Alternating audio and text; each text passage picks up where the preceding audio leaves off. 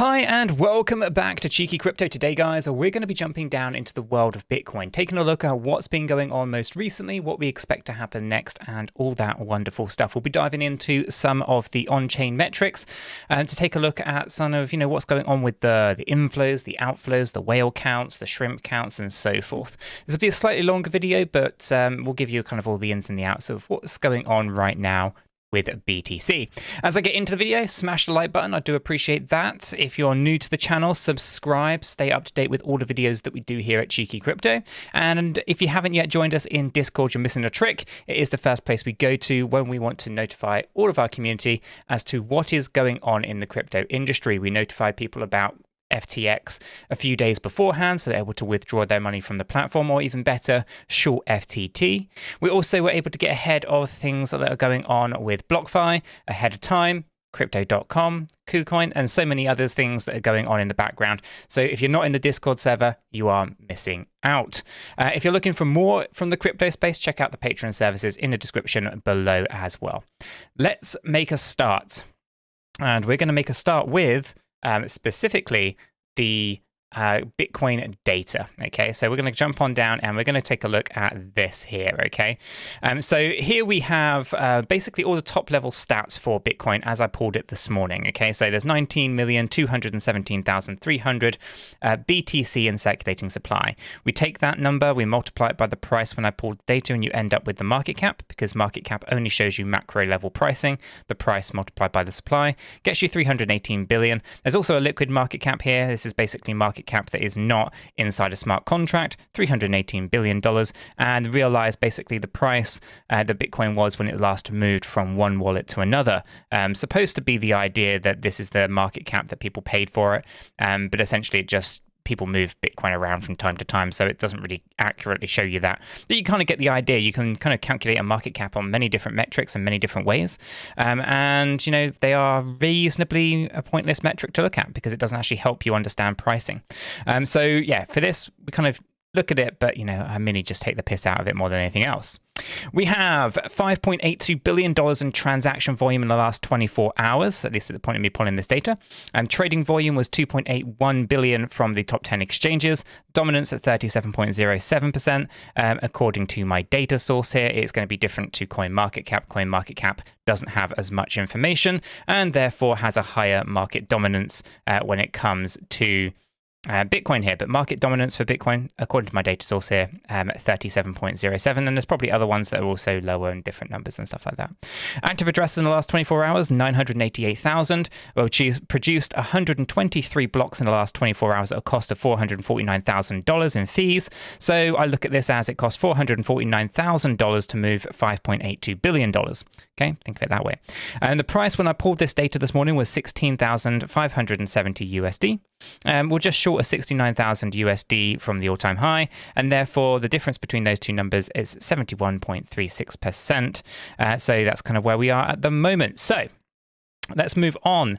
We've got a lot to get through. We're going to take a quick look here on our top level data. We have 11.15 million going onto exchanges since the 1st of January 2022. And we have 11.62 million coming off the exchanges since the 1st of January 2022. So we've seen a significant surge to the upside. What is this now? A pretty reasonable amount, but we'll see how that kind of carries on going further forward. You can see that there's been huge amounts of outflows, and well, the net difference between the inflows and the outflows is showing like basically Bitcoin's been leaving the exchanges. This is actually happening for the obvious reason that basically no one's really confident in the crypto exchanges at the moment. So a lot of people have been taking their crypto off and doing self-custody. For that, we obviously like to use Ledger hardware wallets. I've actually got two here. I've got the Nano S and the X. Now, there's a link to this in the description down below. If you're still on an exchange, you may want to reconsider what you do there, because some of these exchanges are perfectly fine. They're liquid. There's not a problem. And some of these exchanges, they might not be telling you the truth. In the case of just take a look at FTX, for example, they said everything was fine. Turns out it wasn't fine. They had been gambling with your assets. So in most part, what you're seeing here is most people are withdrawing from the exchanges, and they're basically using a hardware wallet like a Ledger device to basically keep it offline, keep it off the exchanges. It's quite a complex subject.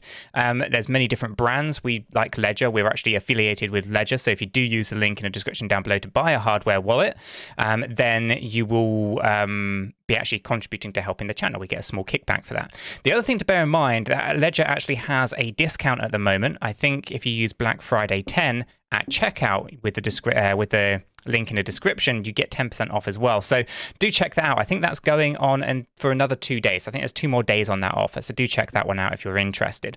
But my point here is that first come, first serve with these exchanges. If you're quick enough to get your crypto off the exchanges, then you are going to be okay. And if you leave it too late, unfortunately, you might get caught out. I was 24 hours too slow when it came to withdrawing everything that I needed to from Celsius. So my lessons have been learned. I want to be first to make sure that I do withdraw.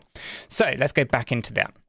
We can see significant pull downs of crypto off the exchanges. This is also apparent with the Bitcoin exchange balance as it comes down here on this line graph. You can see it's coming down quite nicely. The hodl waves, I'm not really going to go through these, but basically it's an indication as to whether or not Bitcoin has been, shaken out of the space, right? If you've been a long-term holder, you've been holding for over 10 years, and all of a sudden you sell, that's what this data tells me, okay? It tells me that whether or not long-term holders are starting to get shaken out of the space, or whether or not Bitcoin's continuing to age in their wallets. I'm not going to go through it in this particular video. I do go through all of this in the Twitch streams. Link to Twitch is down below. Do check it out. We pretty much stream every day. So we do streams on Monday, Tuesday, Thursday, and Friday on Twitch. And we go through this data then. So do check that out.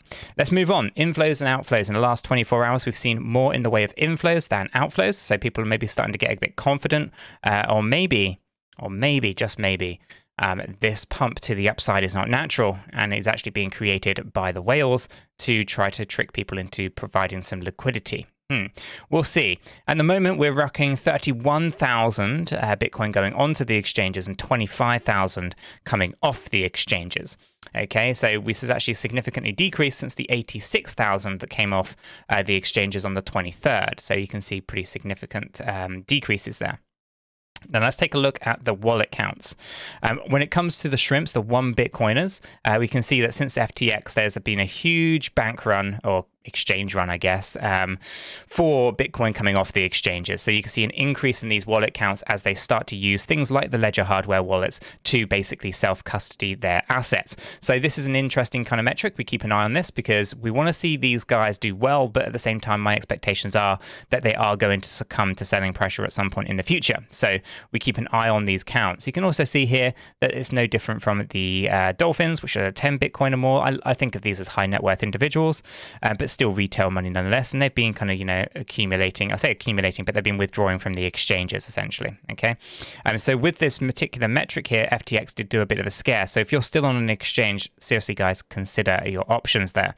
If we come over into the larger size wallets, the sharks, the whales, and the kraken, this is 100 Bitcoin or more, 1,000 Bitcoin or more, 10,000 Bitcoin or more. You see a very different story. They haven't been withdrawing from the exchanges, mainly because they've already been doing this in the background, and retail money was left on the exchanges.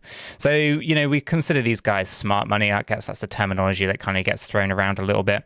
And if we'd actually take a look at the whale wallets since 2022, you can kind of see that they've been coming out pretty much this entire time. I've been talking about this even since those lows in June. I don't like to call them the bear market bottom that people were talking about.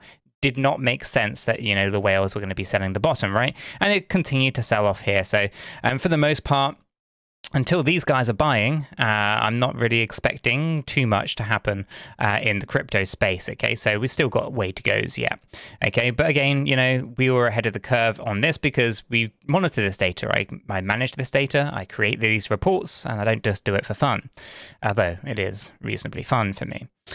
So let's come back down into here, right? So we can see that everything's kind of coming down, except for the Kraken-sized wallets. The Kraken-sized wallets in 2018 did exactly what we're seeing right now. They basically are used as kind of cold storage, in my opinion, for the whales. They basically load these up during the bear market, and then they dump it all on the market to bring in the actual bear market lows, right? Now, why is this important? Well, in 2022, we're seeing very similar activity. During this bear market, they've been accumulating. There's a little bit of a dip down here. This is why I don't think this pump is natural. I think actually the Bitcoin's potentially flowing around a little bit here. And these guys are maybe manipulating the price, the whales specifically, the krakens and so forth, the market makers. So I'm not confident thinking that this is a good sign here. We did see such a thing back in 2018 as well. Let me find it right here. You can see that there are several areas where they kind of shake down and move up here, and also over here. So we could be on several different journeys here. It's hard to say exactly where they are on their journey. They were up here at 126 wallets before they started to decrease. And, you know, during this particular time here, when they start decreasing is actually when the whales are starting to buy, right? The whales are buying during that moment when those krakens are decreasing. Yeah, what we're seeing here is the whales are decreasing. And also, we're just seeing a little dip with those Kraken-sized wallets. So I'm not confident in thinking that that's a good sign. I just think they're manipulating the market around a little bit more, so that they can take advantage of liquidity that gets created. So just keep these things in mind overall. So let's go ahead and jump down into the price chart for BTC. Here we have Bitcoin paired up with USDT. We're just on the hourly chart here, and Binance is our data source, right? So I'm still expecting a little bit to the upside. I was also expecting a bit of a move to the downside. So let's first of all just analyze what's going on down here. We have had a little mini three-wave move. So I'm just going to adjust this a little bit here. I'm just going to pull this up so we can kind of see whether or not this is a concern or not, because it does look like we've just gone up here in a three-wave move as well. Then that doesn't look unusual to me. So let's go ahead and just map this in. I'm just going to pull that over here. A little bit higher than the 1-to-1, but yeah, pretty much exactly where you'd kind of look at it. A little bit of a bounce right now. Expect a potential move to the downside. So when I take a look at these structures, I still think that there's this move to the downside to be had. So I'd look at it as a giant kind of three-wave move, and I will kind of go through the invalidation levels on this in case it does end up being wrong. But this would actually put us to about here. Let me grab hold of my yellow line, and I'll just go ahead and put it on there. It's about, yeah, $16,233, okay? And if I tidy this up and get rid of these subwave counts, what we'll do is we'll just mark it up as I see it, which is 1, 2, and 3 down here before we rally back up again. Okay, so that's kind of where we're heading. Now, the stochastic RSI on this hourly chart actually tells us that we probably won't see this move just yet. It looks like it's probably got a fair few hours yet, but we are ranging sideways again, and I'll go through that in a second. So let's just first of all map out how high this thing could potentially go. It's not a guarantee, but you know, it's the potential move here. And if we do go ahead and pull this on to our low point just down here at 33, I'm going to put it right there and be conservative a tad, 17,633. So you can see it right in there. Okay, so I'll just go ahead and mark that up with a little bit of a line, and it would be 90. So I'm just going to drop this down just a fraction to get that to the exact cent that I have it marked up here. Okay, let's remove the fibs. So that gives us a bit of an idea, right? And we also have this high point at 17,190. Could be a double top scenario, failing to hit that high point, and we can see rejection there. Now, on this 1 hour chart, let's just dive into what is going on right in here. As you can kind of see, we did break down from the original ranging process, and now we're kind of into another micro range right here. I'll mark these up in white just to make it a little bit different so you can kind of see where this is coming in. And I think I'm going to take it. You've got two options. You either got this low point or we got this low point. I think I'm going to take it from here for now. So you can kind of see that you're within this little range.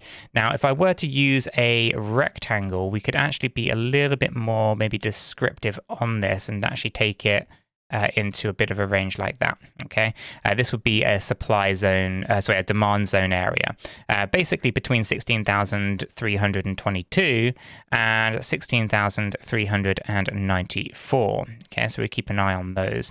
And if I come back over here, you can even see that there's a little bit down here as well with our expectations on this B wave low point. If I go ahead and draw this in fact, actually, it's a really good one because we have all of this And I'm going to draw a little bit thin, but you can see how that resonates right in there.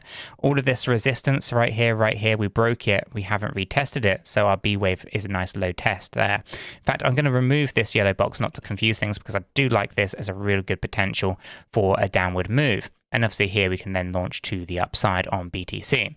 Now we have the white line. This is the 200 EMA on the hourly. And yeah, we've basically broke back through it. Okay, finding it as resistance, we broke back through. Are we going to turn it into support and are we going to rally? Maybe this B wave isn't quite done yet, and that would obviously adjust our low points and so forth, so we'll keep an eye on that. But for the most part, that's looking pretty positive. So let's jump up a time frame. Let's go to the 4 hour.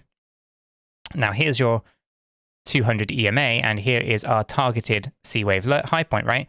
Those two things look like they're on a collision course. So that looks pretty interesting to me. I think that's a pretty positive area to be thinking about. Let me just rally this back up here a little bit, and you can kind of see that that's kind of on that journey. So that's looking good. I don't mind that. It looks like we could find that the 200 EMA is going to reject this C wave movement from moving any higher, and that could be the next point to the downside. Now here you can see that we've got some progression to the upside on our 4 hour chart, so we still have plenty of time to get up there.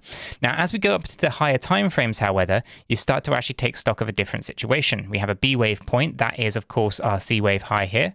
Okay, that's a 17.5K approximately. And you can see that's going to be labeled up there. And we're overbought. So on our 8 hour chart, we're looking to come down into new lower lows. And the same thing is said for the 12 hour. That's also overbought. The 16 hours overbought. The 20 hour is overbought. And the daily is overbought, right? And all of these are indicating to us that we have to come down. So although there is some potential on the smaller time frames to move up, there's a definite macro move to the downside here, in my opinion, that is going to be taking the price significantly lower. Now we have just entered down into the oversold area on the weekly, and we can be down here for several weeks yet. So this is a positive to think that there's going to be a local bottom soon, maybe 13, 14,000. We don't know exactly where that's going to go just yet until we have the correct count, but it could be a good indication that Bitcoin's getting ready for a bit of a surge to the upside on the larger time frames. But until then, we kind of have to deal with the micro movements on the hourly and the 4 hourly, the midterm movements on the 12 hour to the daily time frame, and then we've got these macro ones, the weekly and the monthly, but they're going to take a long time to play out. Okay, so we want to kind of keep these things in our minds as we kind of progress into what happens next here with Bitcoin. I will do another update tomorrow to see how things have progressed. At the moment, we're just looking to see if we can break out of this range, 16,342 to 16,812, and obviously keeping an eye on the background data, who's moving the markets and all that wonderful stuff. So I'm going to leave this video right there. If you found it useful and informative, smash the like button. I do appreciate that. If you're new to the channel, subscribe, tap the bell, select all the notifications, and in doing so, you will be kept up to date with everything that we do here at Cheeky Crypto. Don't forget to join us in Discord, and if your crypto is on exchanges, guys, I'm not a financial advisor, but you should probably think about reconsidering that. Hardware wallets, Ledger in the description below. There's plenty of other options though, so do your own research, come to your own conclusions. Until the next one, have a fantastic day.